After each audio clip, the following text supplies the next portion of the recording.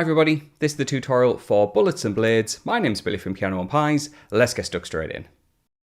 I'm in standard tuning for this song. However, in order to play along with the song and to be in the correct key, you want to be in a full drop tuning, which means every string is going to go down a full pitch. So E becomes a D, A becomes a G, D becomes a C, G becomes an F, the B becomes an A note, and an E becomes a D. It's very early in the morning, I'm trying to figure all this out.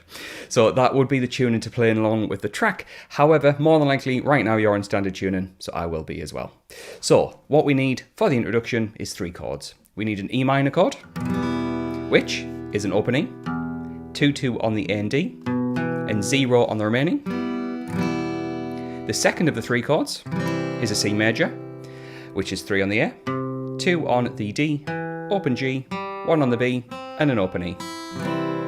And the last chord we need for the intro is G major, which is a 3 on the E, 2 on the A, 0, 0, 0, and then a 3 on the high E.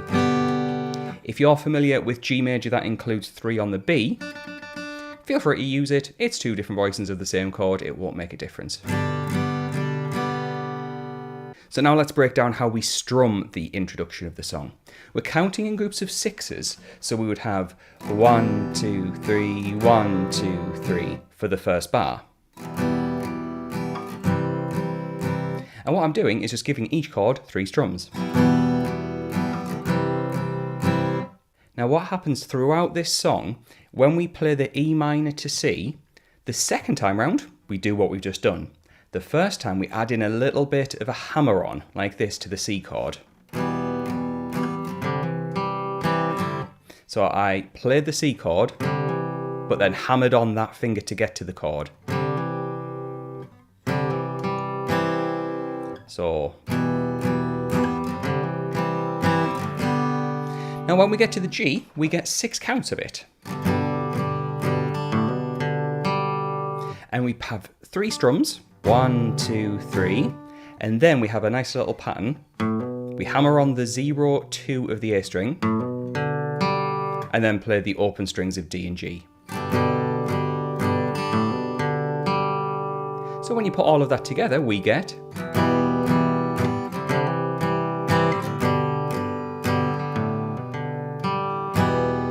And that will loop around twice for the introduction. We then get 2 verses in a row. Both of them will be 4 times round each of the chords that we know. You could think of it as 8 times round. We then get to the chorus where things change. We've got a bunch of new chords and a bit of a difference with the strumming. So just before I mention that, if you would like the chord chart for this song, which breaks down every section of the song and all the chords within those sections, as well as another sheet of the chords and lyrics matched up, let's say you're singing or playing along and you need to know which chord and which lyric match together, head on over to Patreon. I've got you covered. For the price of a coffee, you get access to not only this song, but well over 800 songs of all the latest releases, including a few songs from Shaboozey as well. But let's dig in with the chorus, which starts off with A minor.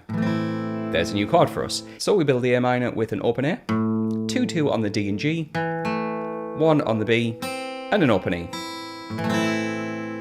And we play that for a bar. 1, 2, 3, 4, 5, 6. We then go to D major being an open D, 2 on the G string, 3 on the B, 2 on the high E. So we go.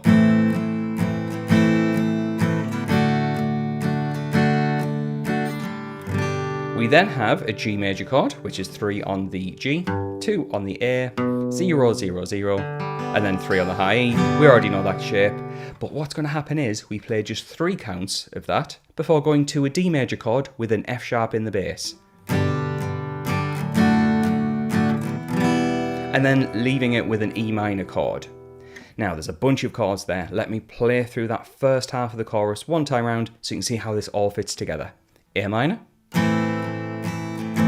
D major, G, D/F sharp, E minor. We then almost repeat it. There is a minor difference. So I'll go through it. A minor,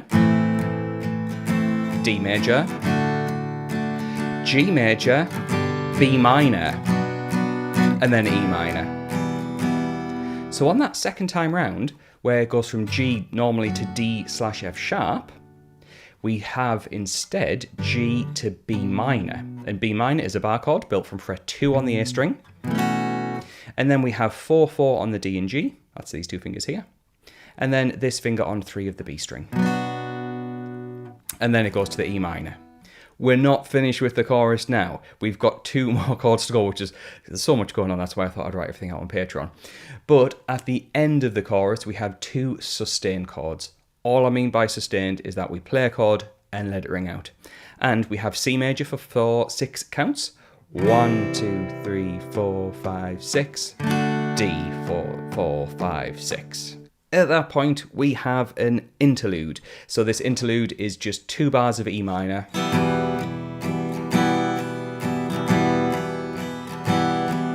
That acts as a link in between the end of the chorus and the start of the next verse. And well, the great news is we start to get a lot of repetition. Looking over to the notes, which is what I've put over on Patreon, there is a third verse. That's where we go back to the E minor, C, and the G.